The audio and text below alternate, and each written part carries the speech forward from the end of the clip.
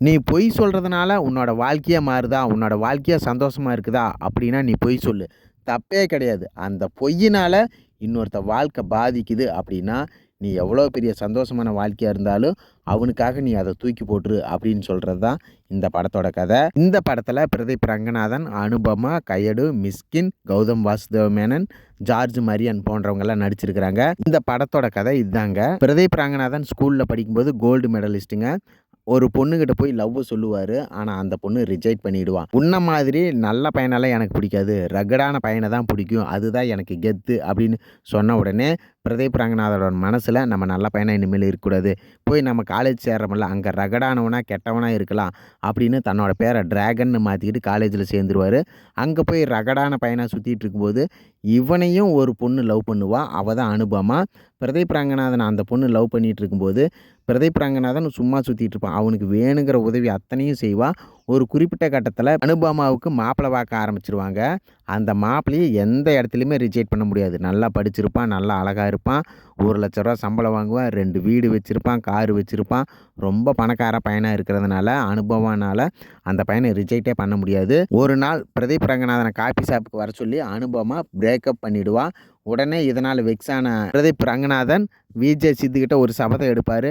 டேய் என்னை விட்டுட்டு போயிட்டாலடா, அவன் ஹஸ்பண்ட் எவ்வளோடா 1,20,000 சம்பளம் வாங்குறானா, நான் அதை விட ரூ. 1 சம்பளம் அதிகமாக வாங்கி காட்டுறேன்டா, எனக்கு நல்ல வேலை இருந்தால் சொல்லுங்கடா அப்படின்னு சொல்லும்போது, டே நீ தாண்டா அரியர் வச்சிருக்கிற, உனக்கெல்லாம் எங்கேயுமே வேலை கிடைக்காது அப்படின்னு சொல்லிடுவாங்க. சரின்ட்டு ஒரு நாள் எல்லாருமே ஃப்ரெண்ட்ஸ் எல்லாம் கிரிக்கெட் விளையாட்டு இருக்கும்போது ஒரு பணக்கார பையன் வருவான்.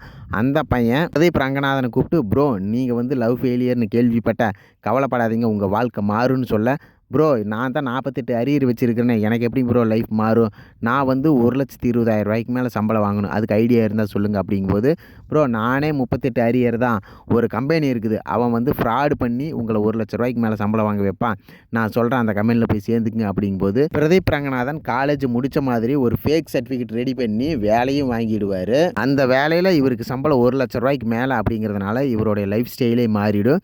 ஒரு பணக்கார பொண்ணை பார்த்து கல்யாணம் பண்ண ஆசைப்படுவார். அதே மாதிரி அந்த பொண்ணு இவரை லவ் பண்ணு, இந்த பிரதீப் ரங்கநாதன் அந்த பொண்ணை லவ் பண்ணிட்டு இருப்பாங்க. பிரதீப் ரங்கநாதன் சந்தோஷமா இருக்கிறதுக்காக எந்த பொய்யையும் சொல்லக்கூடிய ஆளு. ஒரு நாள் மிஸ்கின் வந்து பிரதீப் ரங்கநாதனை பார்க்க, என்னடா இவன் வந்து 48 அரியர் வச்சுருந்தான், ஆனால் இவ்வளோ பெரிய லைஃப் ஸ்டைலில் வாழ்கிறான், பெரிய கம்பெனியில் வேலை செய்கிறான், எப்பட்றான்ட்டு அவனை போய் கேட்கும்போது தான் தெரியும், ஃபேக் சர்டிஃபிகேட் கொடுத்து இந்த கம்பெனியில் ஜாயின் பண்ணியிருக்கிறான் அப்படின்னு. உடனே பிரதீப் ரங்கநாதனை மிஸ்கின் மிரட்ட ஆரம்பிச்சிருவார். ஒழுங்காக நம்ம காலேஜில் வந்து ஜாயின் பண்ணி 48 அரியரை கிளியர் பண்ணிடு, இல்லைன்னா உங்கள் மேனேஜர்கிட்ட சொல்லி உன் வேலையை தொலைச்சிருவோண்டா அப்படிங்க.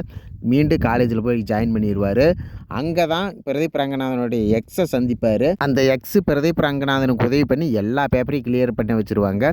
ஆனால் கடைசி பேப்பர் மட்டும் இவர் தப்பாக எழுதிட்டு வந்துடுவார். எல்லா பேப்பரும் கிளியர் ஆகலைன்னா தன்னோட வாழ்க்கையே அழிஞ்சிரும் அப்படின்னு நினச்சிட்டு மீண்டும் தப்பு பண்ண ஆரம்பிச்சிருவார். அந்த பேப்பரை மாற்றி வேற ஒரு பேப்பரை உள்ளே வச்சிருவார். ஒரு வழியாக பிரதீப் ரங்கநாதன் எல்லா பேப்பர்லேயும் பாஸ் பண்ணிடுவார். சந்தோஷமாக கல்யாணம் நடக்க ஆரம்பிச்சிருங்க.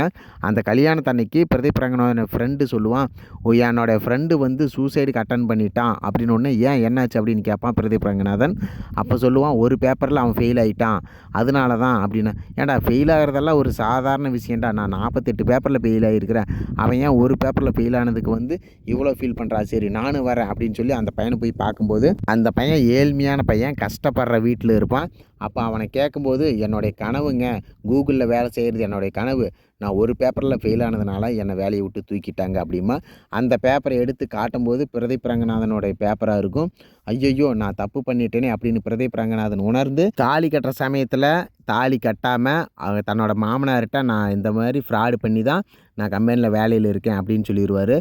மேனேஜர்கிட்டையும், சார் நான் பேப்பர் வந்து ஃப்ராடு பண்ணேன் அதனால தான் பாஸ் ஆனேன் அப்படின்னு மேனேஜர்கிட்டையும் சொல்லிடுவாங்க. பிரதீப் ரங்கநாதனே வாலண்டரி அரெஸ்ட் ஆகி 6 மாதம் ஜெயிலில் இருப்பார். இதனால அந்த ஏழை பையனுக்கு கூகுளில் வேலை கிடச்சி சந்தோஷமாக வேலைக்கு போயிடுவான். இதை பார்த்து பிரதீப் ரங்கநாதன் சந்தோஷப்படுவார். பிரதீப் ரங்கநாதன் மீண்டும் சுகியை ஓட்டி கஷ்டப்படுவார். தன்னோட குடும்பத்தை பழைய நிலைமைக்கே கொண்டு வந்துடுவார் பிரதீப் ரங்கநாதன். ஏன்னா அந்த ஒரு தப்பு பண்ணினதுனால. ஆனால் பிரதீப் ரங்கநாதன் சந்தோஷமாக தான் இருப்பார். ஏன்னா ஒரு பையனோட வாழ்க்கை என்னால் அழிஞ்சிடக்கூடாது அப்படிங்கிறக்காக எல்லா உண்மையும் சொல்லிடுவார். ஏழ்மையான வீட்டில் இருந்தாலும் சந்தோஷமாக சந்தோஷமாக இருப்பாங்க. பிரதீப் ரங்கநாதனுடைய அப்பா சொல்லுவார், நல்லா முயற்சி பண்ணி பாஸ் பண்ணு, நல்ல வேலைக்கு போகலாம் அப்படின்னு சொல்லுவாங்க. இதோட இந்த படம் முடியுங்க. இந்த படத்துல இருந்து என்ன சொல்கிறாங்கன்னா, உன் வாழ்க்கை நல்லா இருக்கும், நல்லா மாறும், சந்தோஷமாக இருக்குன்னா ஒரு பொய் சொல்லு, தப்பே கிடையாது. ஆனால் அந்த பொய்யினால் இன்னொருத்த பாதிச்சிட்டான் அப்படின்னு உனக்கு தெரிஞ்சதுன்னா அந்த சந்தோஷமான வாழ்க்கையை தூக்கி போட்டு வந்துரு அப்படிங்கிறதா இந்த படத்தோட கதை. நீங்கள் சந்தோஷமாக இருப்பீங்க அப்படின்னா நீங்கள் வாழ்க்கையில் பொய் சொல்லுவீங்களா அப்படின்னு கமெண்ட் பண்ணுங்கள். நன்றி, வணக்கம்.